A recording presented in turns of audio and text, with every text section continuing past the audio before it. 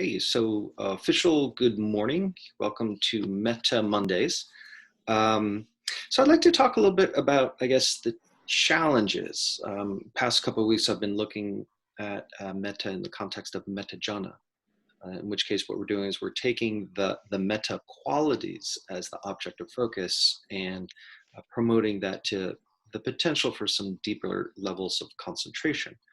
Metta has been generally talked about under two categories within the early Buddhist suttas. One under the context of sila, and a lot of metta practices and metta awareness is about really, our own ethical presentation within community and the interrelationships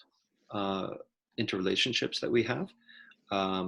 Towards others, what comes up when we are aware of others, and how is it that we can cultivate more metta.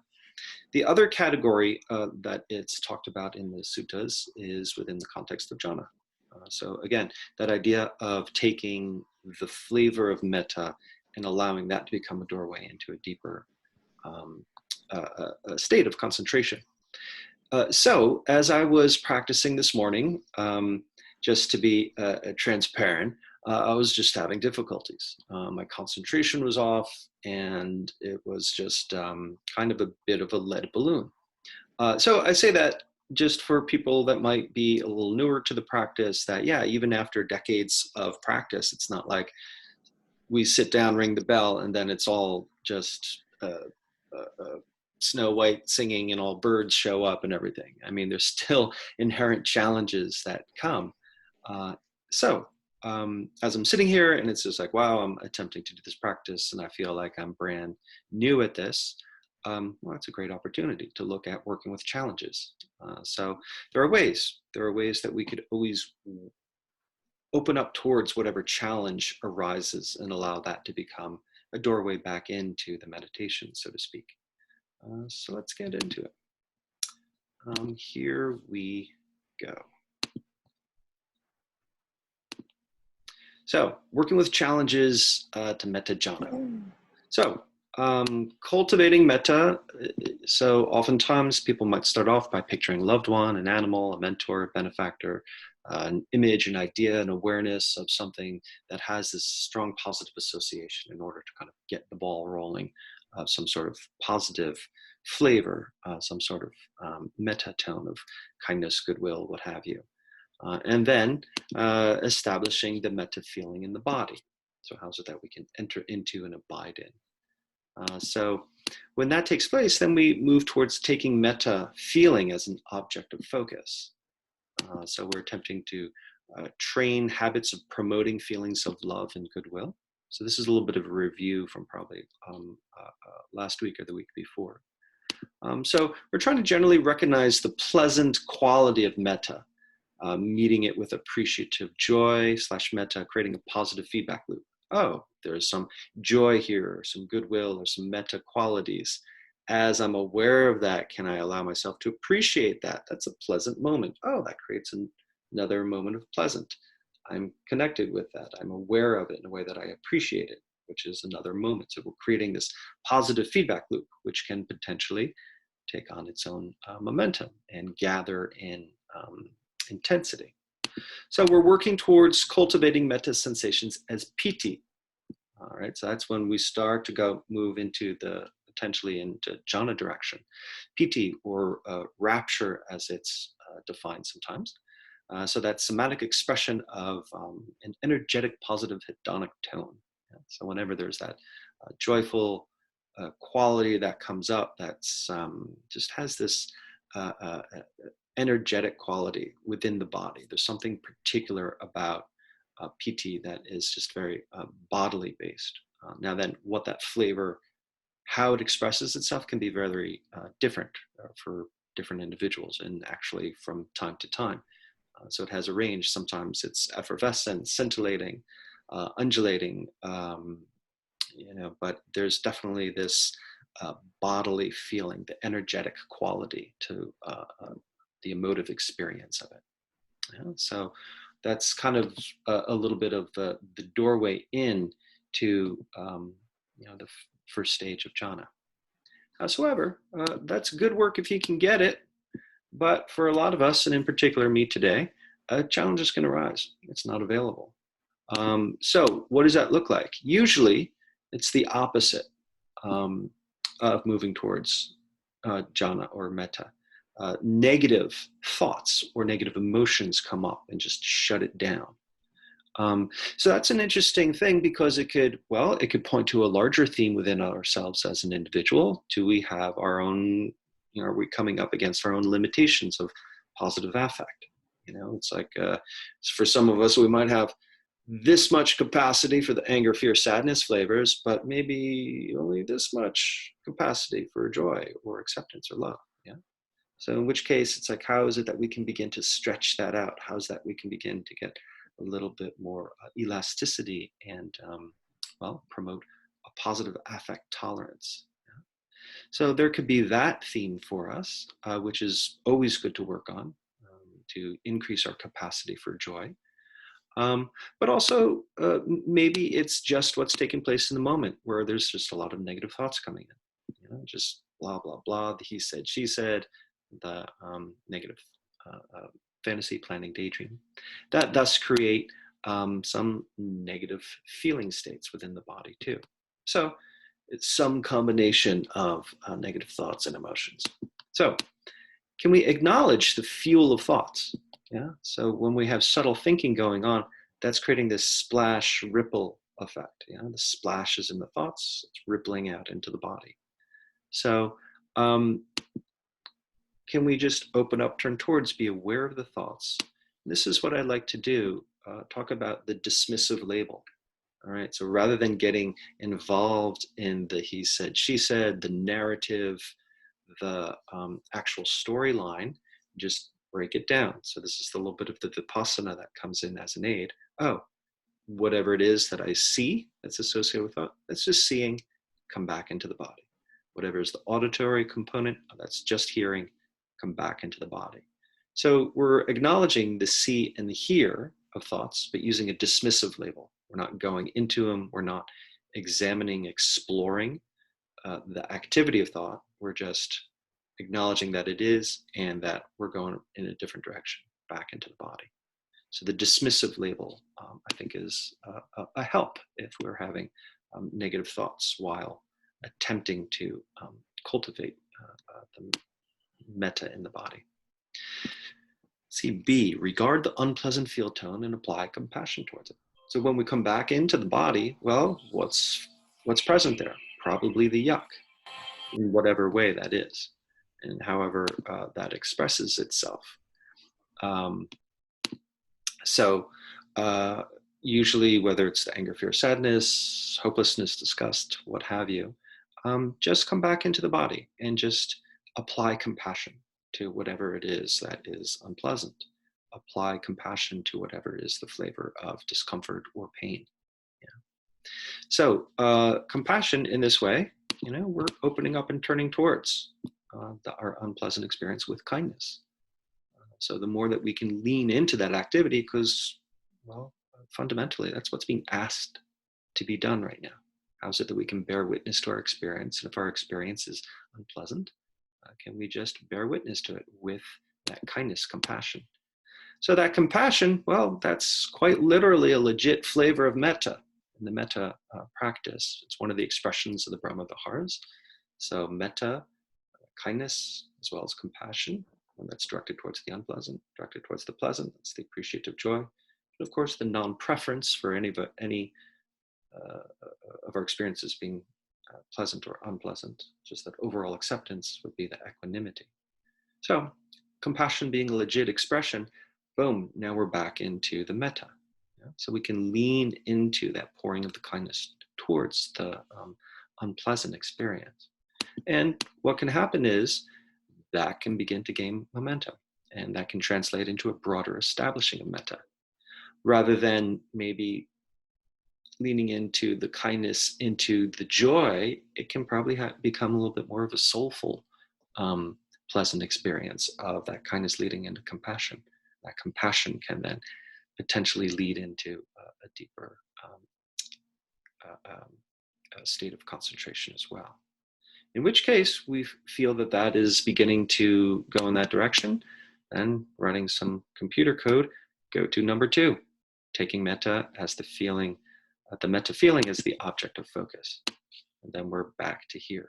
You know? So that's a way in which we're trying to get into this metta in the body that's creating this energetic tone, but then it goes off because of negative thoughts or feelings. There's a way to dismiss the thinking, come back into the body, but with more of the compassion. And that can then, boom, lead back into an energetic expression of metta. So just thought I would kind of share that idea there. But before we go into the sit, any questions, comments about anything that I just mentioned there? Yeah, Nicole. Oh, and then Rochelle. Yeah, I was wondering if you could talk more about establishing metta in the body.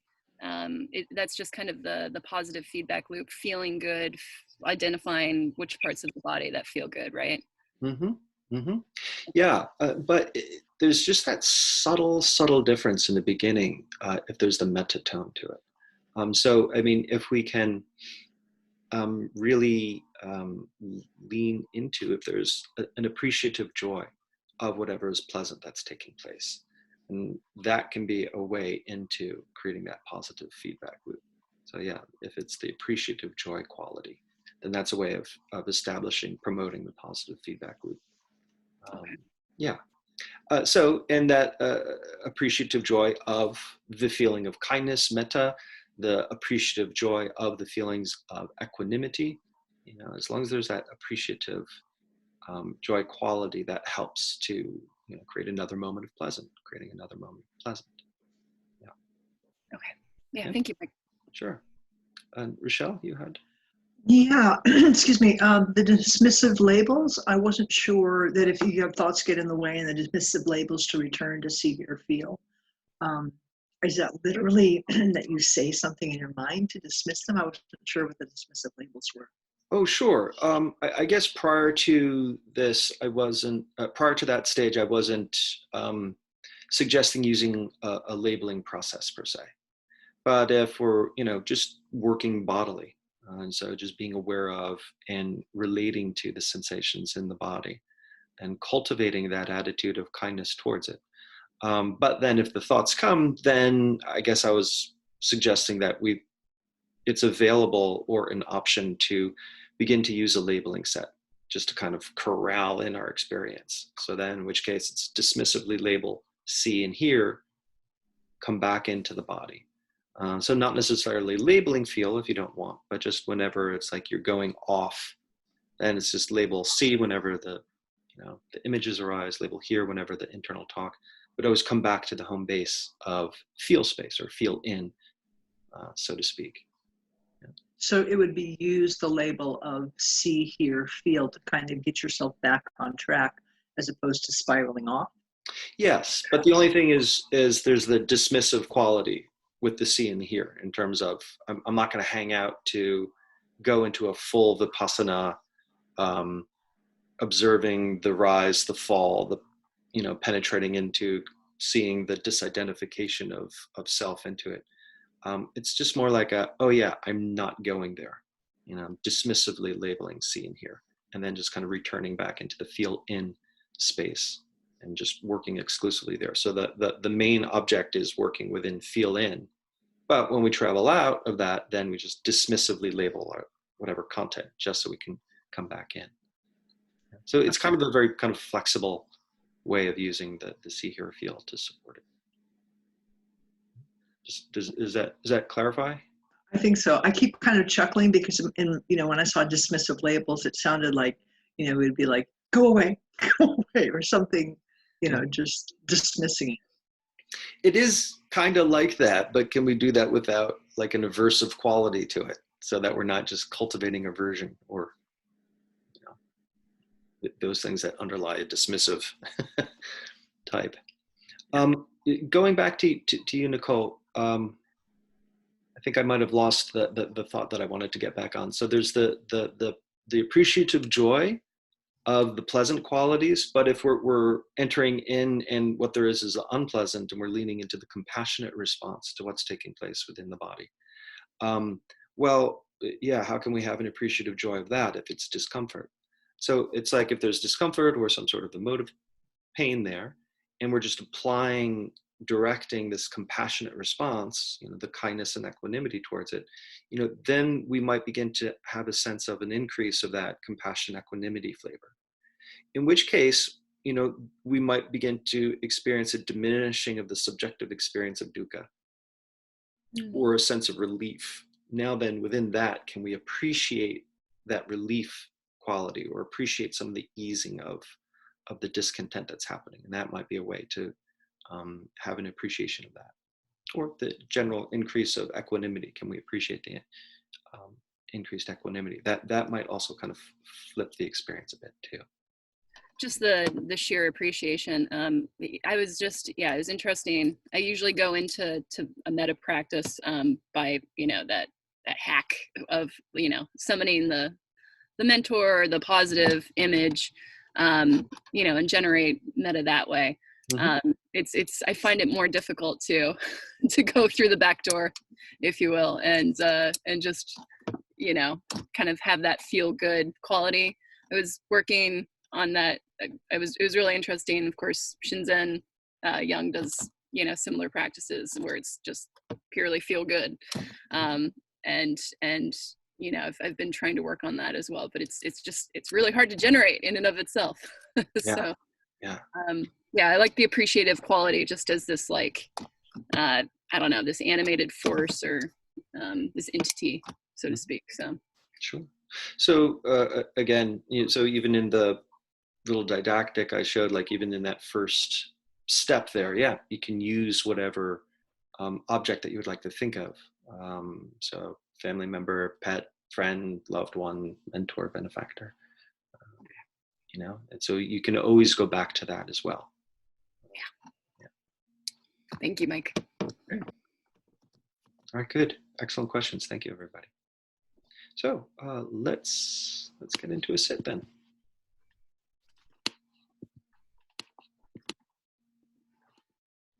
Allow yourself to come to a comfortable upright position.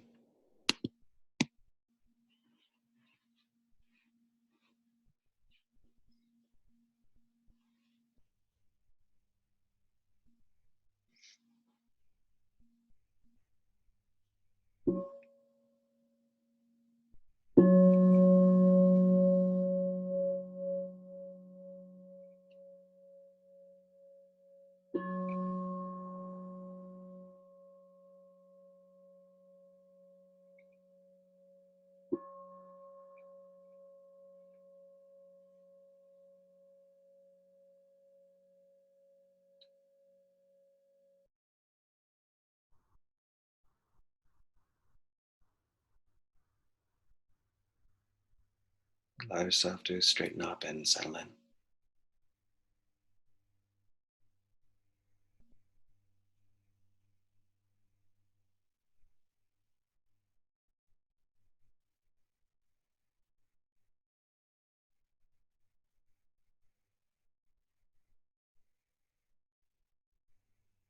We'll be practicing some ways of potentially translating metta into jhana practice today, but in particular focusing on strategies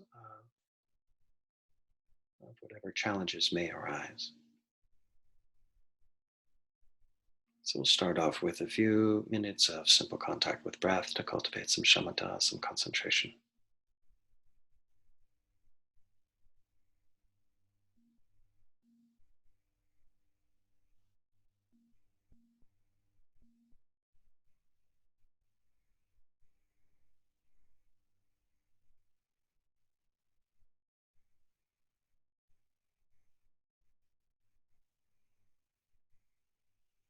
So finding your way towards the breath, just allow yourself to anchor your attention on a part of the body directly engaged in breath, be it the nose, throat, lungs, or belly. Allow yourself to acknowledge and appreciate any of the pleasant sensations derived from this contact with breath.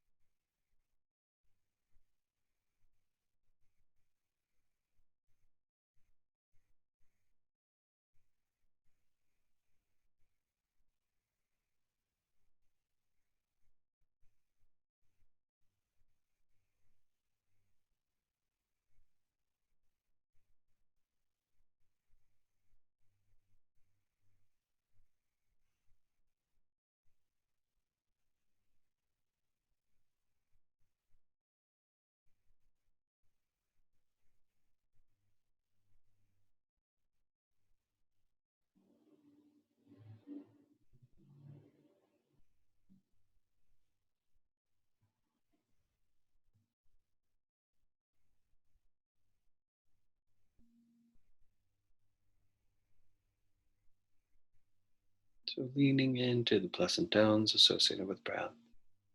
To what degree can you acknowledge the subtle pleasantries? And can you meet that with that appreciative joy?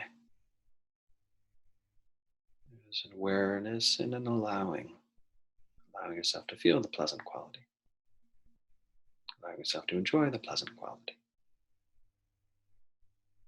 And how there can be this simultaneous potential for both gladdening and balancing out the mind body.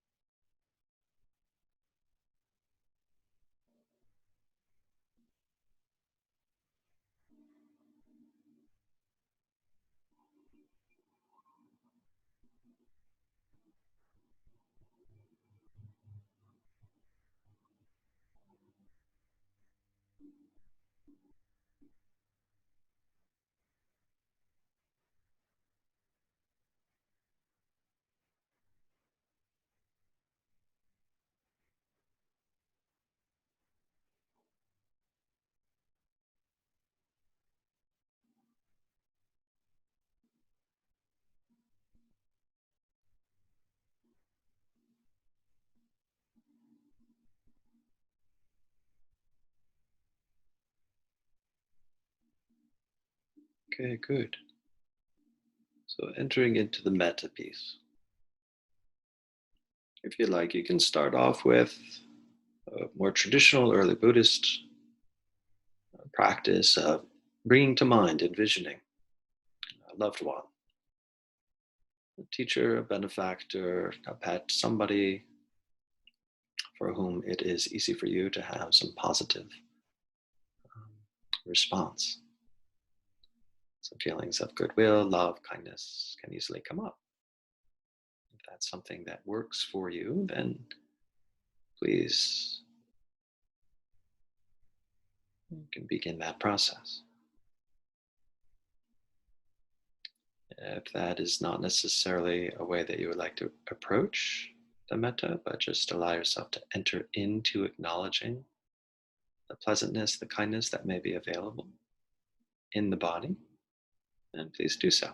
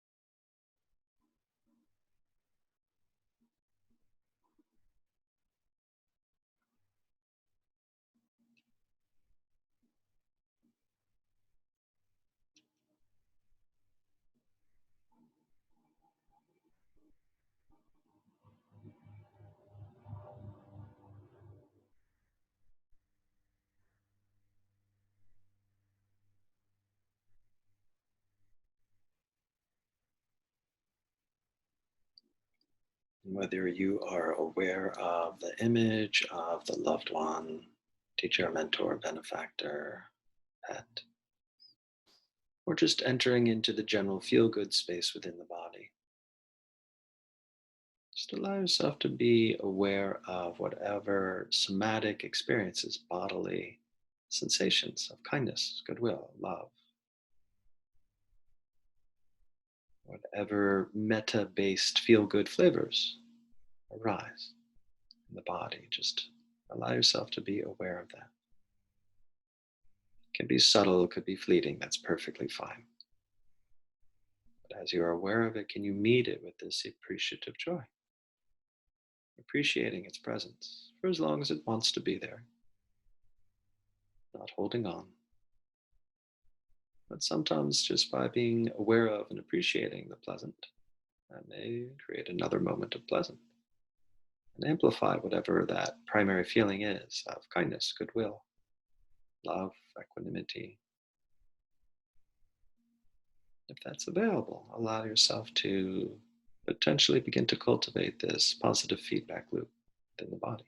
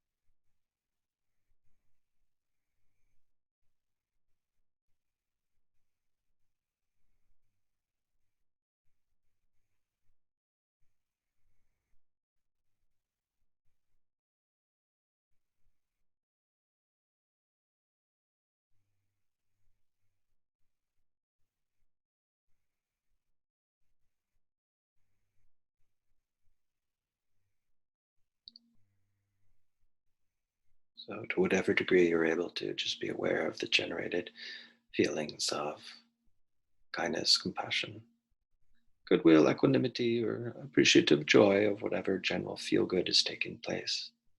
Whether you're using an image of a loved one, teacher, benefactor, pet, or just abiding in the body, and great. Keep cruising along, keep doing that. Now then, if you are feeling that challenges are taking place, then what's happening? Is the problem because there are a lot of thoughts taking place? The images arise, the internal talk arises associated with fantasy, planning, daydream that may be either distracting or generating of negative content. That's perfectly normal. So I offer up the option to use a dismissive label. So since we're trying to work in the feel space of the body, if we're our attention is drifting out of that into the see and hear and experience of imaging and internal talk-based thought. Well, whenever you see something that arises in your mind, just label it as see, dismiss it, come back into the body. Whenever you hear the internal talk, just label it hear, dismiss it, come back into the feel-in space of the body. So the dismissive labeling approach can help essentially move those thoughts into the back seat, at least. Returning back into the working space of the body, generating kindness, a goodwill, and meeting that with an appreciative joy.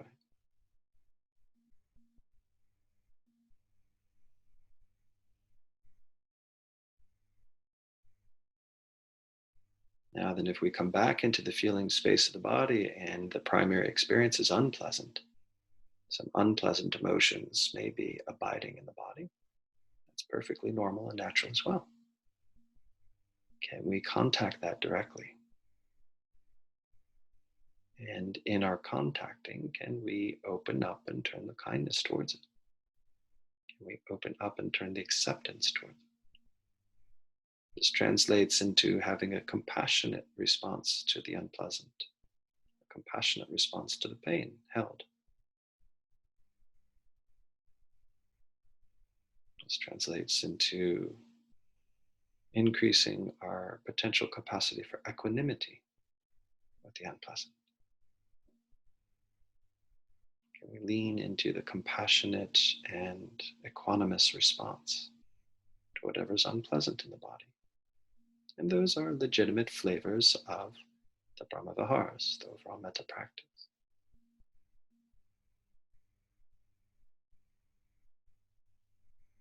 So whatever is taking place, be it pleasant or unpleasant, there's still the potential for cultivating a metta.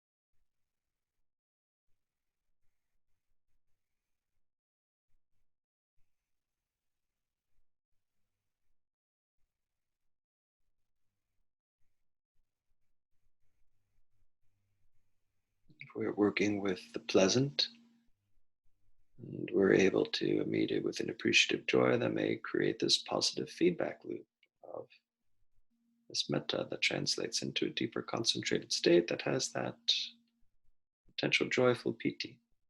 If that's taking place, to whatever degree, allow it. If we're working with unpleasant experience, we're meeting it with this kindness, compassion, and equanimity. Just lean into that response. Whatever flavor wants to take the lead, be it the compassion, the kindness, or the equanimity. Allow that to grow. There can still be the unpleasant experience taking place, but that doesn't necessarily need to limit our response of kindness, compassion, equanimity. And to whatever degree the kindness, compassion, equanimity may bring a sense of relief or evening out, can we appreciate that?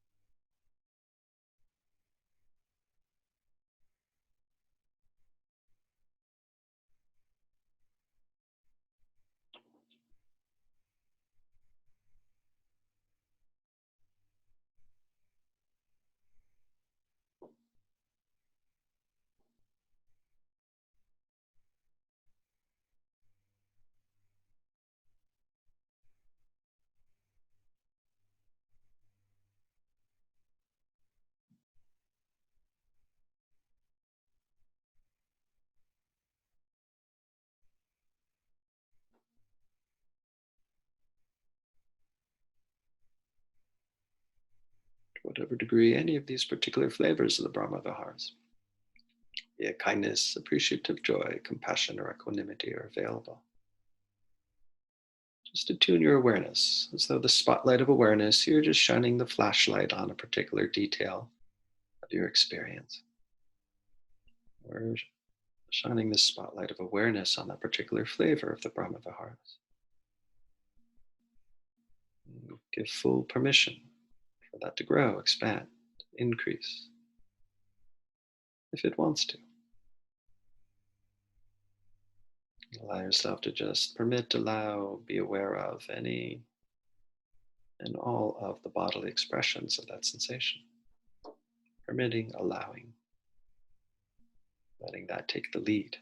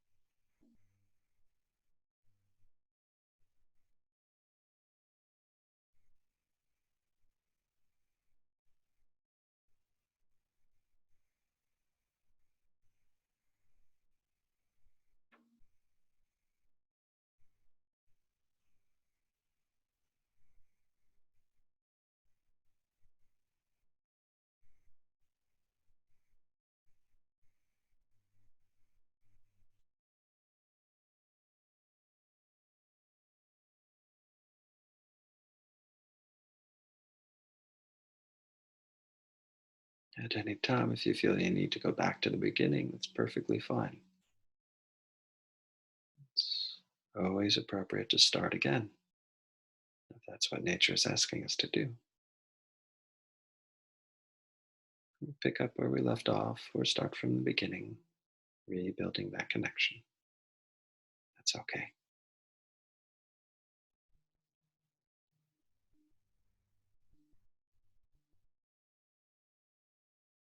But to whatever degree the flavors of the Brahma Viharas are present, stay attuned to that, concentrate on that, allow yourself to get into each scintilla of sensation, permitting, allowing, appreciating.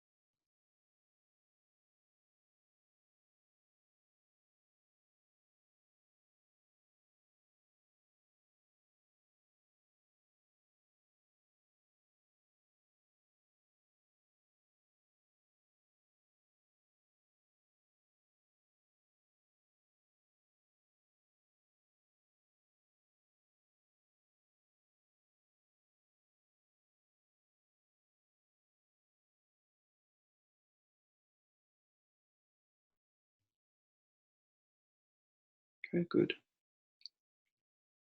And to whatever degree you would like to just stop efforting, allow yourself to just rest in awareness. Allow whatever momentum of activity is taking place to just kind of go on its own. As you just bide in awareness and observe the momentum of whatever was generated.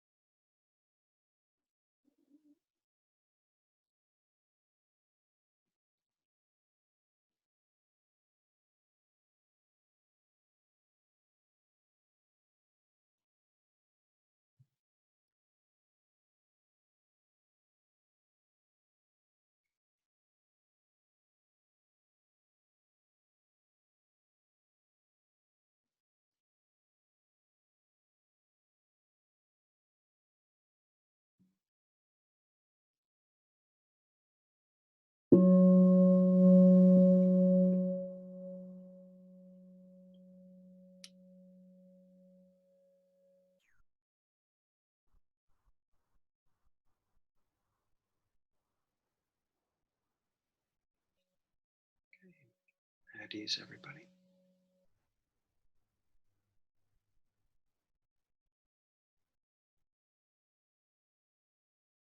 So allowing yourself to receive the momentum of your efforts, just with eyes open.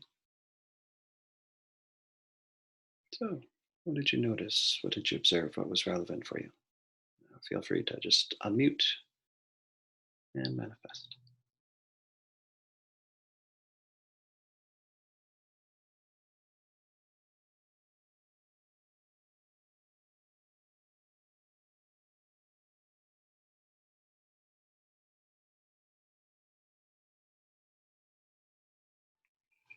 Yeah, I had an interesting experience. I just wanted to share. It was it was this very cooling feeling, almost like I had icy hot all over my body.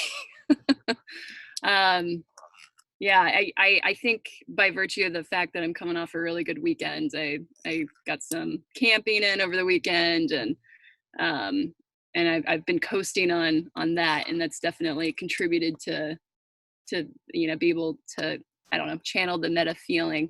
But it was so easy to ride that wave, and it just kind of made me think about just how difficult it is to create that independent of of a good week that you've had, just regardless of in whatever circumstance, I should say.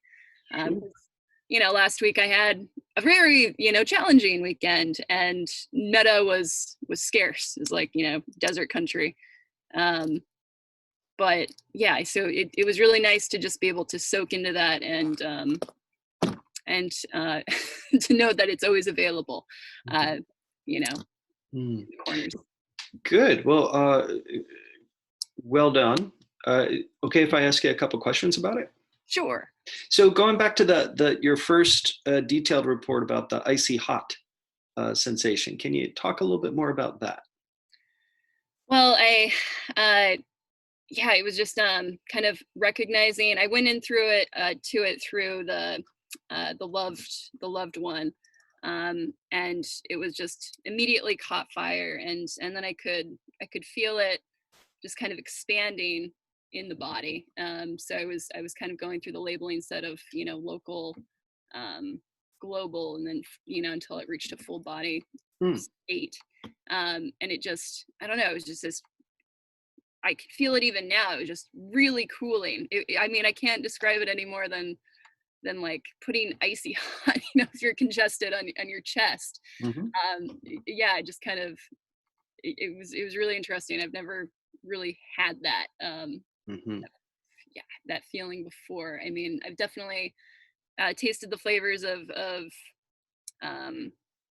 that appreciative quality, and felt it kind of moving around in the body, but never just full force in this way. Yeah. So there's the potential that we could look at that experience through the lens of the piti, the piti flavor of that. So there's the metta quality of the love that was present, but that particular kind of intensity that was felt full body, we can look at that potentially as an expression of piti. And then the sukha is, all right, can we then kind of really derive a sense of satisfaction, or really be aware of kind of the joyful quality of that, or even the contentment within that experience, which then might begin to take some of the, I don't know if there was, but some of the prickliness or whatever might be subtly unpleasant about that intensity of it. Icy hot, yeah, that can be a pleasant experience, but then there's a subtle agitating quality to it as well. If we lean into the appreciating or deriving the contentment from it, then that turns the flame down to then that sukha, just the deriving contentment from it. Then so we're then really moving into second jhana there. So good. So it definitely helps if we're riding off of some good experiences. That kind of clears the way a lot. But also I think that there's just in general something to be said about kind of when I was talking about metta in terms of jhana, but also metta in terms of the sila. The more that we're able to act in a way with integrity, we can be cultivating this baseline experience of just feeling good about the self, which creates this inherent potential lightness. Whereas if we're acting in a way where we're cultivating a bit more of the hindrances, cultivating a bit more, particularly of the craving, the aversion, that kind of pulls down our general sense of self. So then when we're enter into potential working with metta or jhana, it's very dampened. So not equating, how you've been behaving, but just, opening it up a little bit. You're coming off of a good weekend, there's a lot more positive hedonic tone available. So that's something that definitely helps. But even if we don't really have much fun things happening going around, I guess I'm just generalizing it to the rest of us.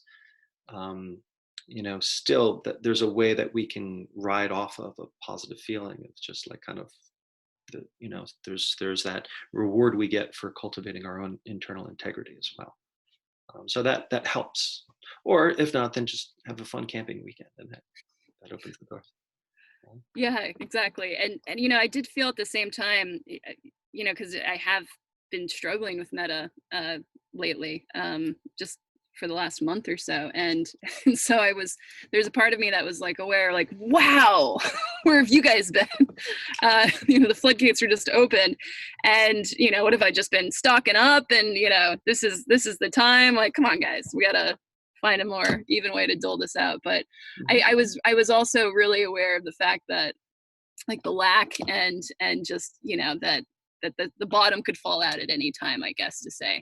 I was definitely aware that like, oh well, this can't last, and the impermanence within it.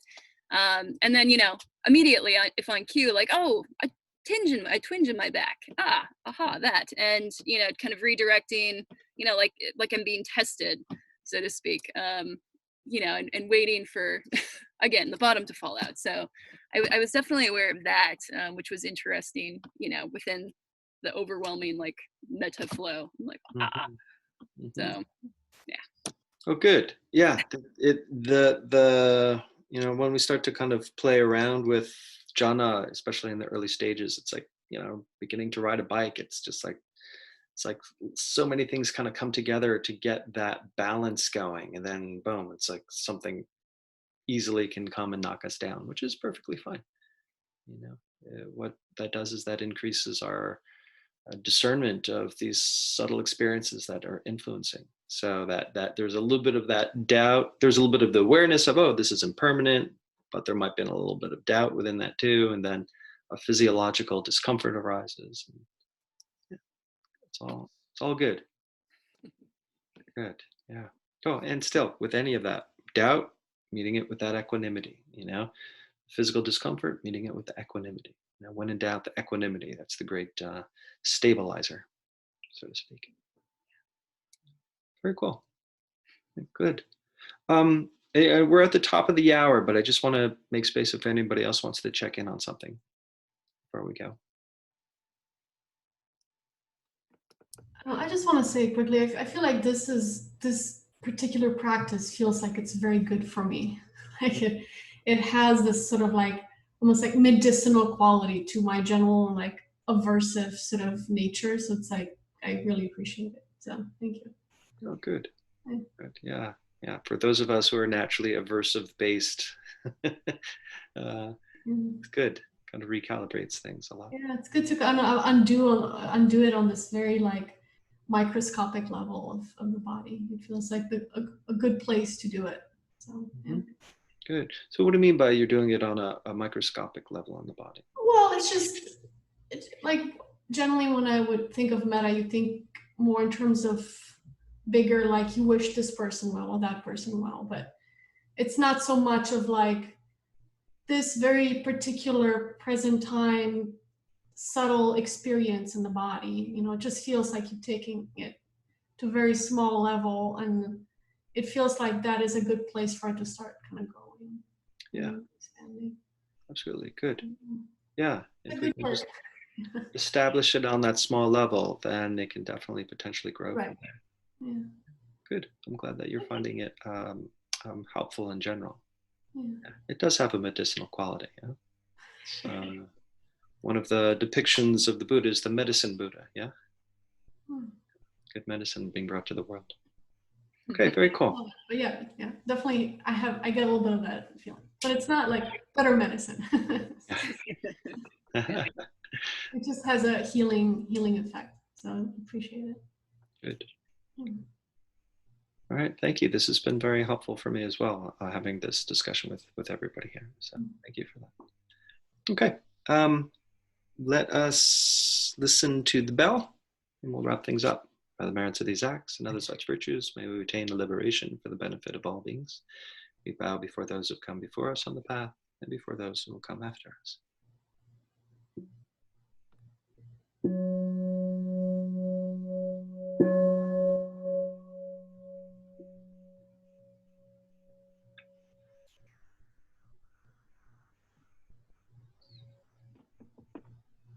Okay, thanks everybody. Thank you, everyone. Get some rest, Mike. I will too, thanks. Exactly. Sleep. Yeah, we'll see you all tomorrow. Tomorrow. No more fires. Bye, guys.